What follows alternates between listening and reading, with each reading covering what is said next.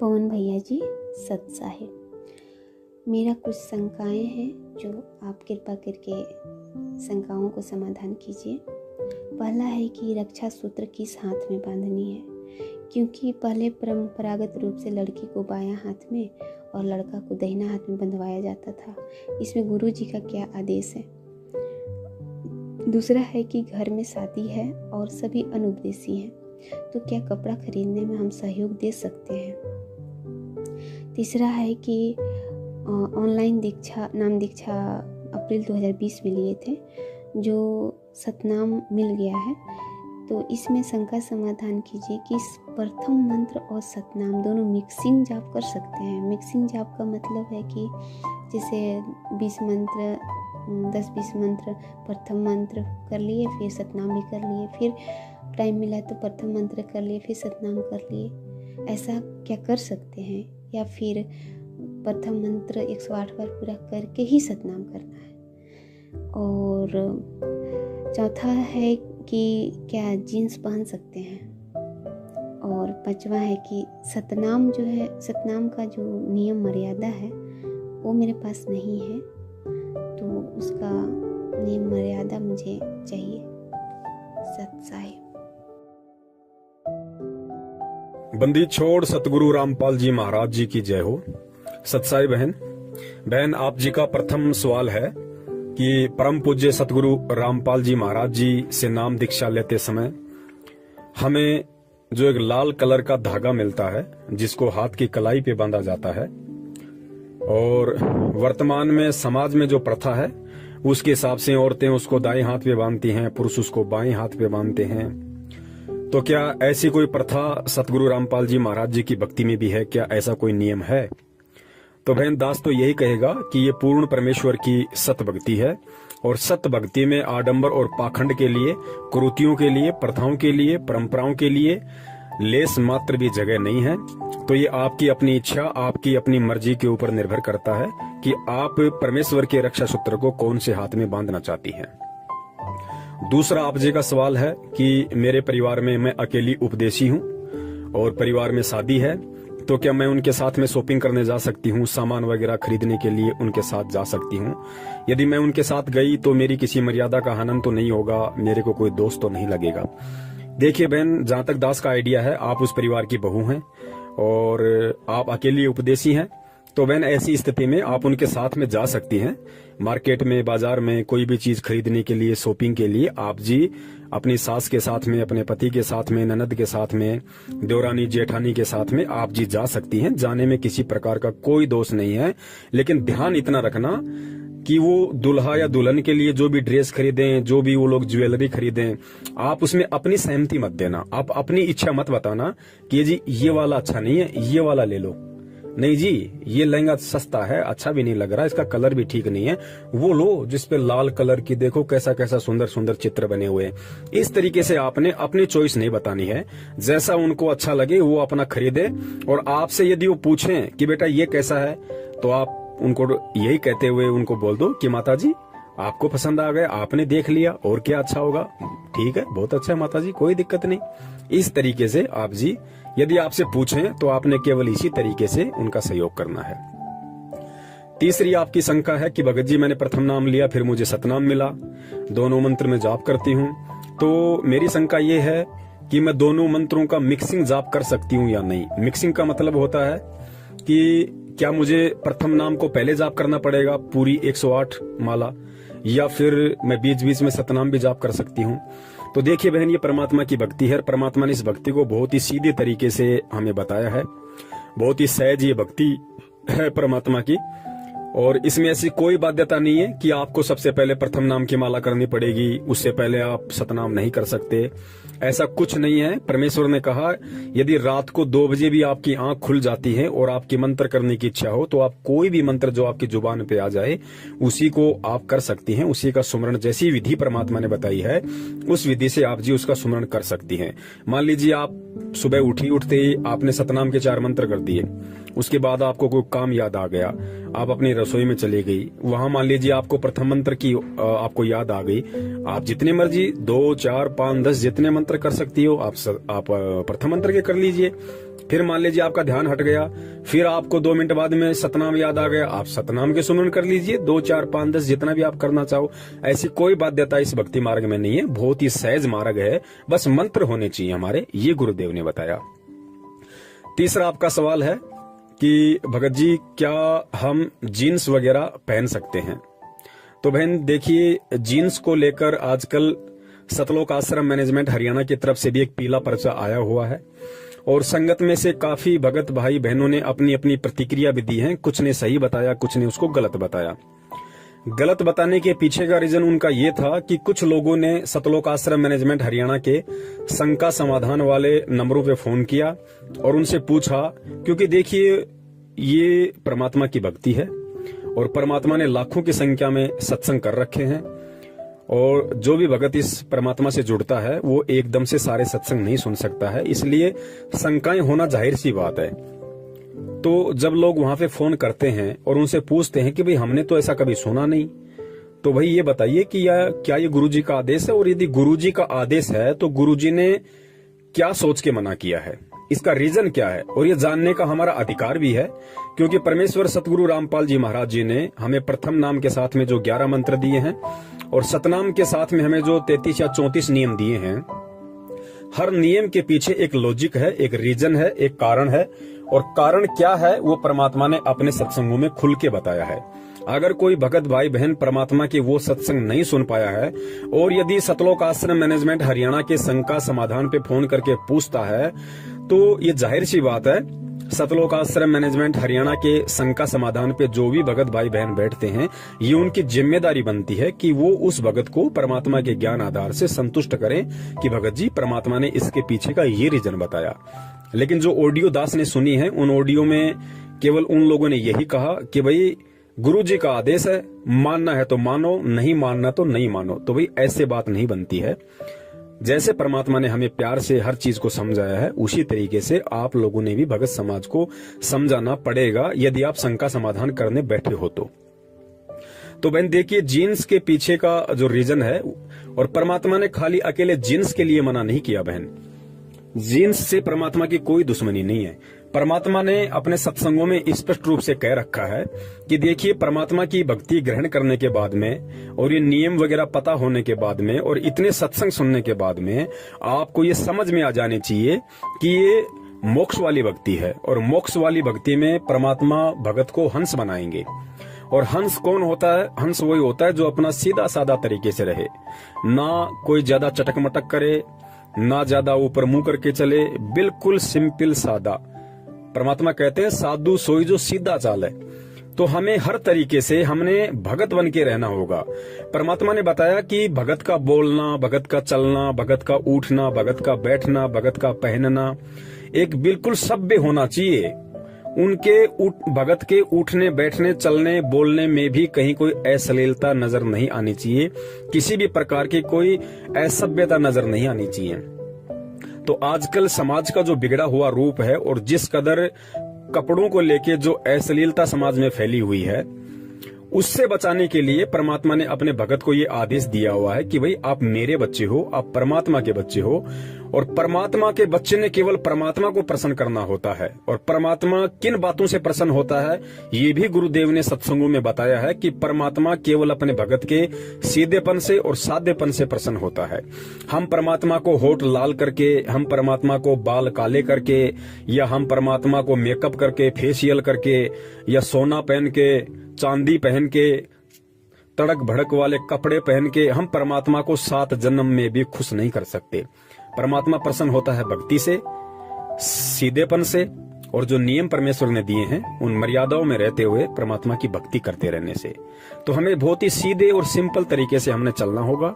हमारे जो कपड़े हैं बहुत ही वो सभ्य तरीके वाले होने चाहिए, उनमें कहीं भी किसी भी प्रकार की कोई भी अश्लीलता नहीं दिखनी चाहिए। तो आजकल बाजार में जिस प्रकार से टाइट जींस आती हैं, या जो टाइटी आती है, जो एक पजामी टाइप की आती हैं जिसको माता बहनें पहन लेती हैं, और ऊपर भी बहुत सारे ऐसे कपड़े आते हैं मार्केट में जो बिल्कुल टाइट होते हैं, जिनमें माता बहनों के अंग बिल्कुल मतलब स्पष्ट रूप से दिखाई देते हैं। तो गुरुदेव ने बताया कि बेटा देखो, यहाँ पे ये काल भगवान का लोक है और यहाँ पे नर और मादा दो हैं और ये दोनों अपोजिट सेक्स हैं और तीनों गुणों में से रजोगुण का प्रभाव यहाँ पे सबसे ज्यादा है। तो परमेश्वर ने बताया कि देखो, यदि आप इस तरह के कपड़े पहनोगी जो आपके अंगों का प्रदर्शन करे, एक अश्लीलता दर्शाए, तो सामने वाला व्यक्ति जो भी आपको देखेगा उस व्यक्ति के मन में हलचल शुरू होगी, क्योंकि काल का लोक है। पांचों विकार यहाँ पे सबके अंदर है, चाहे भगत हो चाहे जगत हो। एक परमेश्वर सतगुरु रामपाल जी महाराज जी को छोड़ के इन पांचों विकारों से, तीनों गुणों से कोई भी व्यक्ति यहाँ पे अछूता नहीं है, चाहे वो उनकी 20 साल से भक्ति कर रहा हो चाहे 50 साल से भक्ति कर रहा हो। तो परमात्मा ने बताया आपने कोशिश करनी है कि आपने किसी भी प्रकार से, माता बहनों ने जो परमेश्वर सतगुरु रामपाल जी महाराज जी की शिष्या हैं, उन्होंने ऐसे किसी भी प्रकार के कपड़े नहीं पहनने जो टाइट हो, जो आपके अंगों को प्रदर्शित करते हो, जो अश्लीलता दर्शाते हो, जिससे दूसरे व्यक्ति का मन विचलित होता हो। देखो पुण्यात्माओं, जब कोई ऐसी किसी माता बहन को देखेगा जिसने टाइटी पहन रखी है, जिसने बहुत टाइट जीन्स पहन रखी है, ऊपर के कपड़े बहुत टाइट पहन रखे हैं या छोटे कपड़े पहन रखे हैं, तो जाहिर सी बात है पांचों विकार यहाँ सबके अंदर है। चाहे जगत हो चाहे भगत हो, ये सच्चाई सबको पता है, चाहे कोई कहे या ना कहे, ये उस भगत की अपनी मर्जी। तो सामने वाला उन चीजों को देखेगा, ऐसे कपड़ों में जब हमारी माता बहनों को कोई देखेगा जो परमेश्वर की भगत हैं, तो बहन सामने वाले व्यक्ति के मन में उन तीनों गुणों का प्रभाव, पांचों विकारों का प्रभाव तुरंत हो जाता है। तो सोचिए, जब वो भगत परमात्मा की बेटी को देख के, पुण्यात्मा ध्यान देना, जो हमारी माता बहनें हैं, यदि हमारी माता बहनें जो सतगुरु रामपाल जी महाराज जी की शरण में आ गई और उसके बाद यदि वो इस तरह के कपड़े पहन के मार्केट में, बाजार में जाती हैं या अपने घर पे पहनती हैं, तो जाहिर सी बात है जब वो बाजार में जाएंगी या कहीं भी जाएंगी और कोई भी व्यक्ति जब उनको उन कपड़ों में देखेगा, तो पुण्यात्मा यहाँ पे सभी तो दूध के धुले हुए हैं नहीं। 99% लोग यहाँ पे पांचों विकारों से ग्रसित हैं। अगर किसी पे थोड़ा बहुत प्रभाव कम है तो वो 1% है, और 1% में कौन आता है? जो बेचारे 60-70 साल की उम्र को ज्यादा पार कर गए हों। बाकी यहाँ सबके अंदर विकार है। तो हमारी माता बहन को जब सामने वाला व्यक्ति उन छोटे छोटे कपड़ों में या उन टाइट कपड़ों में या अश्लीलता दर्शाते हुए उन वस्त्रों में देखेगा, तो जाहिर सी बात है तीनों गुण का प्रभाव उसके अंदर होता है।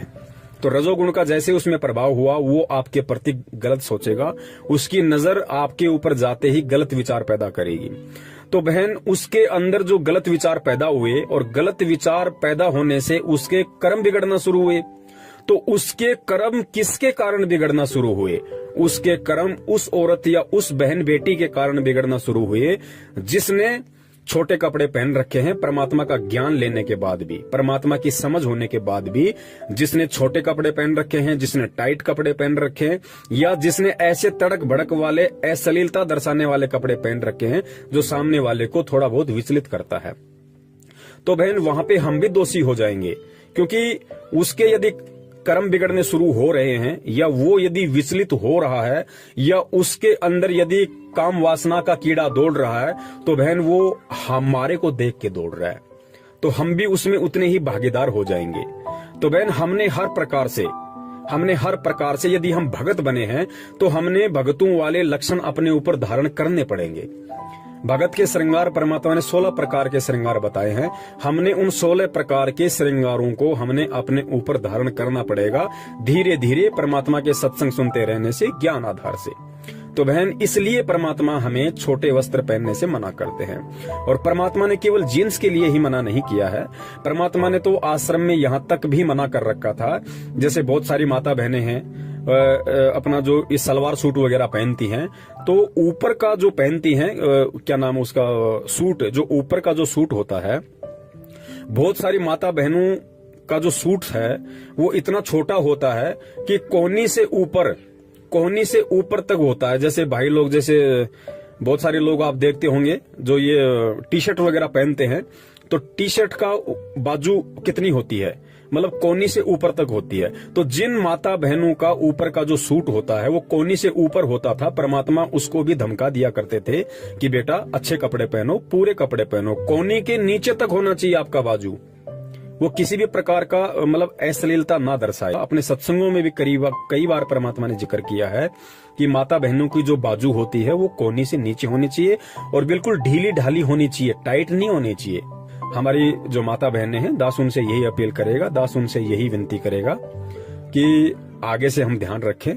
तो विशेषकर यदि हम घर से बाहर निकलते हैं तो हम बिल्कुल सीधे साधे, ढीले ढाले और एक सभ्य औरत को दर्शाने वाले कपड़े हम पहने। तो बहन इसलिए परमात्मा मना करते हैं।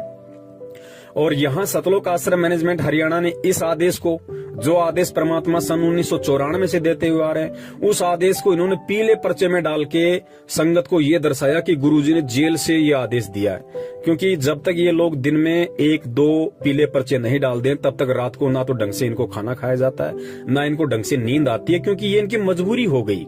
इन लोगों को आदत पड़ गई कि हमने 1 या 2 पीले पर्चे जबरदस्ती अड़ंग बड़ंग करके हमने संगत में डालने ही डालने। तो इन्होंने ऐसा आदेश पारित करके भेजा है, गुरु जी का आदेश आया है, माता बहनों ने टाइट जींस नहीं पहननी है। अरे भैया, परमात्मा का क्या आदेश आया है? परमात्मा तो सन 1994 से आदेश दे रहे हैं, अपने हर सत्संग में आदेश दे रहे हैं। क्या परमात्मा जेल से जाके अब ये आदेश देंगे? तो फिर तो परमात्मा सारे आदेश देंगे फिर जेल से। परमात्मा ने जींस वाला आदेश क्यों दिया? परमात्मा तो उसमें ये लिखते, अगर परमात्मा का आदेश होता जेल से तो परमात्मा तो ये लिख के भेजते कि बेटो, मैंने जो प्रथम नाम के समय जो 11 नियम दिए हैं, सतनाम के समय मैंने जो 34 नियम दिए हैं, और मेरे सत्संगों में मैंने जितने भी नियम दिए हैं, तुम्हें उन सब का पालन करना होगा, तभी तुम परमात्मा की भक्ति पे टिक पाओगे और भक्ति के लायक तुम बन पाओगे। परमात्मा एक स्पेशल आदेश क्यों देंगे भाई कि टाइट जींस नहीं पहननी है, खुली खुली जींस पहन सकते हो? परमात्मा ने तो हमेशा कहा कि खुला खुला कपड़ा, चाहे जींस हो, चाहे स्वेटर हो, चाहे पैंट हो, चाहे ट्राउजर हो, चाहे सलवार सूट हो, कोई भी कपड़ा हो, हमने खुला खुला ही पहनना है। हमने ढीले ढाले कपड़े पहनने हैं, हमने अश्लीलता दर्शाने वाले कपड़े नहीं पहनने। तो ये कोई जेल से स्पेशल आदेश नहीं आया है, ये तो इन लोगों की अपनी घटिया सोच है जो संगत को मूर्ख बनाने के लिए, और हमेशा इस तरह के आदेश ये लोग पारित करते रहते हैं। ये जो आदेश है ये परमात्मा का सत्संग रूपी आदेश है। तो पुण्यात्माओं, ध्यान रखना, हमने आदेशों का गुलाम नहीं बनना। इस भक्ति मार्ग में जो भी व्यक्ति आदेशों का गुलाम बन के रहेगा वो व्यक्ति कभी भी इस भक्ति मार्ग पे सफल नहीं हो पाएगा। हमने परमात्मा के सत्संग रूपी आदेशों का गुलाम बनना है, क्योंकि सत्संग यहाँ पे सदा रहेंगे। गुरु यहाँ सदा नहीं रहेगा, लेकिन गुरु के सत्संग, गुरु के वचन यहाँ सदा रहेंगे। तो हमने सत्संग रूपी आदेशों का गुलाम बनना है। और जो व्यक्ति इस ज्ञान को आधार बना के परमात्मा के सत्संग रूपी आदेशों का गुलाम बन गया, पुण्यात्माओं, परमात्मा उसको किसी अन्य की गुलामी नहीं करने देंगे। वो कभी भ्रमित नहीं हो सकता, कभी भी शंकाओं में नहीं आ सकता वो व्यक्ति, क्योंकि सत्संग ही इस भक्ति मार्ग की नींव है। और जिसकी नींव ही मजबूत है तो नींव के ऊपर भाई फिर चाहे भक्ति रूपी मकान चाहे कितना बड़ा बनाओ, कहीं कोई दिक्कत, कहीं कोई दबाव नहीं आना। और आगे आपने बताया बहन कि सतनाम के जो 34 नियम है वो आपको नहीं पता है। अब मुझे नहीं पता आपको क्यों नहीं पता है, क्योंकि वैसे तो नाम दीक्षा के समय पर्चे वगैरह दिए जाते हैं, हो सकता है ऑनलाइन आपको नाम दीक्षा मिली होगी, आपको नियम नहीं बताए गए होंगे। ना ये लोग ऐसा कोई ध्यान देते हैं, चाहे कोई नियम ले या ना ले, इनको इन बातों से मतलब नहीं है। मैनेजमेंट को केवल संख्या जोड़ने से मतलब है, ताकि ज्यादा से ज्यादा लोग ज्योति पाठ और दान जमा करवाए। नियम में रहे ना रहे ऐसी कोई बाध्यता इन लोगों को नहीं है। तो सतनाम के जो नियम है, अगर परमेश्वर दया करेंगे, मालिक प्रेरणा करेंगे, तो दास सतनाम के जितने भी 34 या 35 नियम है, परमात्मा एक विशेष वीडियो उन पे बनवाएंगे। और जैसे परमात्मा ने प्रथम मंत्र के समय जो 11 नियम दिए जाते हैं, जैसे परमेश्वर ने पहले उसका एक वीडियो बनवा रखा है, उसी प्रकार परमात्मा अगर दया करेंगे तो दास सतनाम के सभी 34 या 35 नियमों का भी एक वीडियो अवश्य बनाएगा अपने भगत भाई बहनों के लिए, और ताकि हम लोग नियमों को अच्छे से जानेंगे, समझेंगे, पहचानेंगे, तो हम भक्ति पे दृढ़ होकर चल सकेंगे। अगर समय आया, परमात्मा ने प्रेरणा की, तो अवश्य सतनाम के नियमों का भी वीडियो बनेगा। सत साहिब, जय हो बंदी छोड़ के।